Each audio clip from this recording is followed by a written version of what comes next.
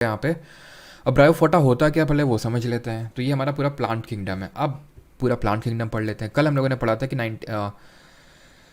1869 में अपने किन्होंने 1969 में वाइट टेकर साहब ने क्लासिफिकेशन किया था 5 लेवल्स पे, Monera, protista, fungi, Plantae, animalia. Animalia कल देखा था, आज प्लांटे देखेंगे। तो प्लांट किंगडम को हम पहले 2 कैटेगरी में डिवाइड करते हैं। सबसे पहले those who do not have a well differentiate body and those who have well differentiate body.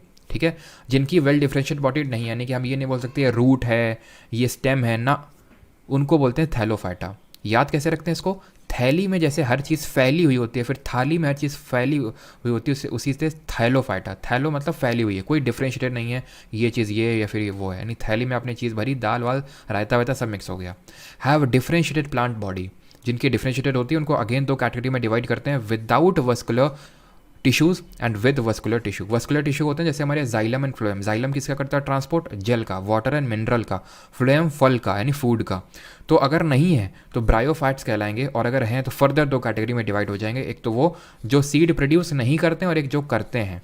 जो नहीं करते हैं उनको टेरिडोफाइटा बोलते हैं, जो करते हैं उनको बोलते हैं फेनोरोगैम्स। यहाँ पे एक टर्म ऐड करिएगा, फेनोरोगैम्स। जो करते हैं सीड प्रोड्यूस, उनकी सीड या तो खुला हो सकती है यानी कि नेकेड सीड होती है, या तो उनमें कवर्ड हो सकती है। अगर नेकेड है तो जिम्नोस्पर्म बोलेंगे। याद कैसे रखते हैं? जो जिम लोग जाते हैं वो खुला रहते हैं अपनी बॉडी दिखाने के लिए कि भाई वो जिम गए हैं, है ना, पूरे दिन उन्होंने प्रोटीन शेक्स पिए हैं। ठीक है, तो इसलिए वो जिम जाते हैं, तो जो वो बॉडी दिखाते हैं खुला रहता है, यानी वो बियर नेकेड रहते हैं। और बियर सीड्स मतलब इतना भी नहीं रहते हैं। बियर सीड्स इनसाइड फ्रूट, अगर सीड है फ्रूट के मतलब कवर्ड है तो उसको हम एंजियोस्पर्म बोलते हैं। एंजियोस्पर्म भी 2 तरह के होते हैं, अगर सिंगल सीड है तो मोनोकॉट और 2 हैं तो डाइकॉट। टेरिडोफाइटा को हम क्रिप्टोगैम्स के नाम से भी जानते हैं।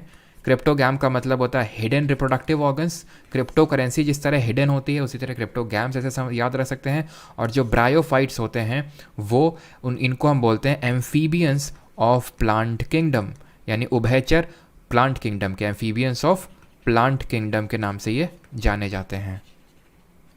एम्फीबियन क्या होते हैं? जो लैंड और वाटर दोनों में रह सकते हैं। जैसे हमारा फ्रॉग है, वो एनिमल है, वो प्लांट और वाटर और लैंड में दोनों में रह सकता है। उसी तरह ये जो हमारे प्लांट की कैटेगरी हैं, ये वाटर और लैंड दोनों में रह सकते हैं। तो इसमें टाइप ऑफ ब्रायोफाटा कौन सा है? तो ये हमारा मर्चेंटिया। ठीक है, अगर हम बात करें क्लैडोफोरा तो ये बिलोंग करता है उल्वोफाइके से। फाइके क्या होता है जरा बताइए?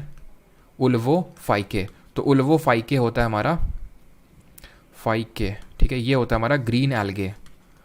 Green algae, study of algae क्या बोलते हैं? स्टडी ऑफ एल्गे बोलते हैं फाइकोलॉजी। जहाँ भी फाइके दिख जाए मतलब वो एल्गे की बात हो रही है। अब यहाँ पर रेड एल्गे और वो सब नहीं देख रहे हैं, रोडोफाइटा और जैंथोफाइटा। वो जब कोई इसका क्वेश्चन आएगा तो देखेंगे। ठीक है, अभी के लिए इतना डाइजेस्ट आप करिए पहले। Who among